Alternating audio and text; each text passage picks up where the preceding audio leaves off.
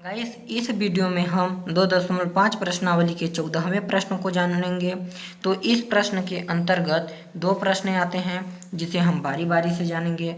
तो चलिए इसे हम देख लेते हैं कि वास्तव में घनों का परिकलन किए बिना निम्नलिखित में से प्रत्येक का मान ज्ञात कीजिए। यानी कि इसमें से हमें घनों का परिकलन किए बिना निम्नलिखित में से उनका मान ज्ञात करना है।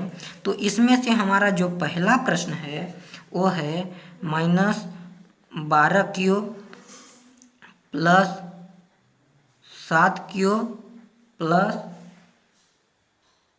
5 क्यूब। ये है हमारा प्रश्न। इसे हम घनों का परिकलन किए बिना ही इनका मान ज्ञात करेंगे। तो देखिए यहाँ पे x, y, z, इसे हम x, y, z मान लेते हैं।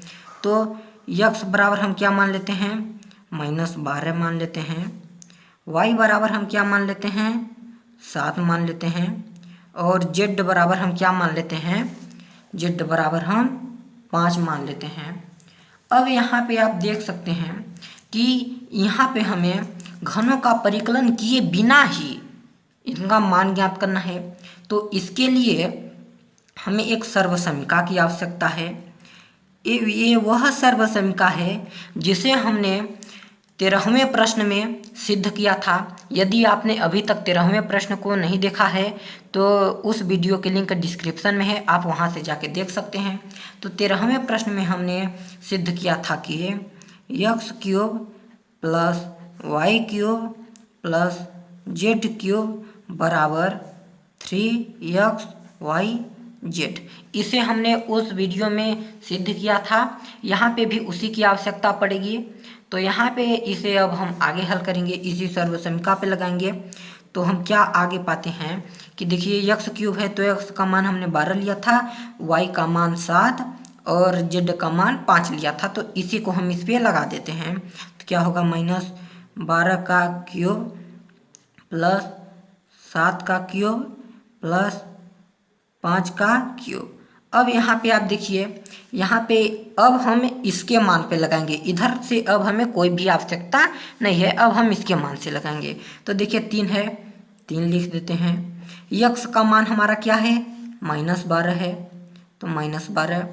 y का मान हमारा क्या है? 7 है। और z का मान क्या है हमारा? 5 है। यहाँ पे अब इसे आगे हल करेंगे तो हम क्या पाते हैं कि देखिए यहाँ पे हम छोटी छोटी संख्याओं का गुणा कर लेते हैं। यहाँ पे 3 का गुणा हम 7 से कर देते हैं और 12 का गुणा हम 5 से कर देते हैं। तो 3 का गुणा 7 से करेंगे तो क्या होगा? 7 त्रिक 21 होगा। और गुणे 12 का गुणा 5 में करेंगे तो क्या होगा? 12 पंचे 60। यहाँ पे चिन्ह माइनस का है तो ये माइनस का हो जाएगा। कुछ इस प्रकार से। अब यहाँ पे आप आगे इसे हल करेंगे तो हम क्या पाएंगे कि देखिए यहाँ पे 1 0 है, तो 1 0 हम यहाँ पे आना आवश्यक ही है, निश्चित ही है।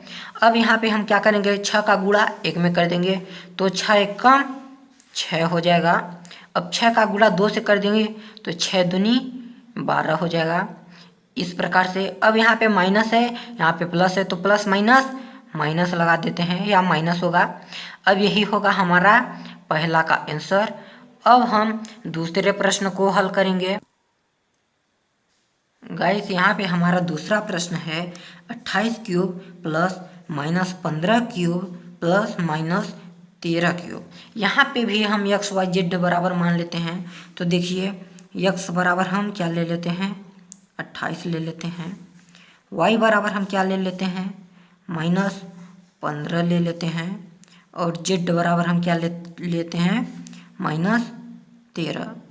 इस प्रकार से। अब जैसा कि हमने पहले प्रश्न में किया था कि सर्वसमीका की भी आवश्यकता है, इसमें हम सर्वसमीका कौन सी लेंगे जिसे हमने 13वें प्रश्न में सिद्ध किया था। तो वो सर्वसमीका कौन सी है कि x cube plus y cube plus z cube बराबर 3xyz।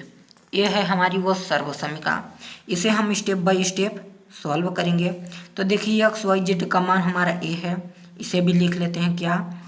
28 cube plus -15 cube plus -13 cube.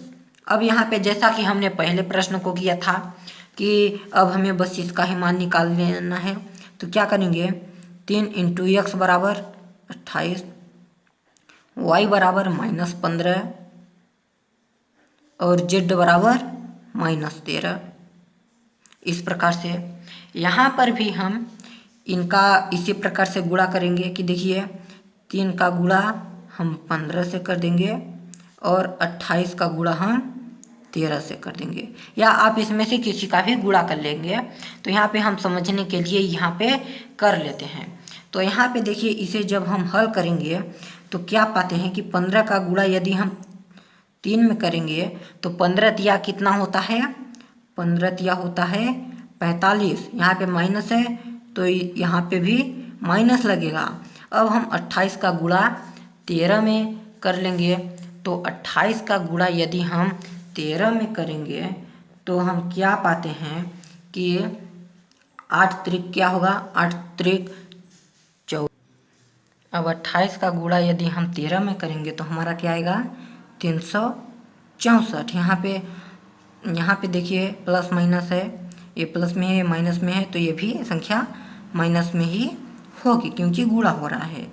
अब इसे आगे हल करेंगे तो हम क्या पाएंगे कि देखिए -364 का गुणा हम 45 में करेंगे, तो इसका जब हम गुणा करेंगे तो हम क्या पाएंगे कि 16 3 80। यहाँ पे देखिए इस प्रकार से यदि आप चाहें तो गुणा करके देख सकते हैं। अब यहाँ पे देखिए यहाँ पे भी माइनस है, यहाँ पे भी माइनस है, तो माइनस माइनस क्या होगा, प्लस होगा। तो गाइस ये हो गया हमारा आंसर। तो आई होप कि आप सभी लोगों को वीडियो अच्छे से समझ में आया होगा। तो लाइक ज़रूर करें, यदि चैनल में नए हैं तो सब्सक्राइब ज़रूर करें। मिलते हैं अगले वीडियो में, धन्यवाद।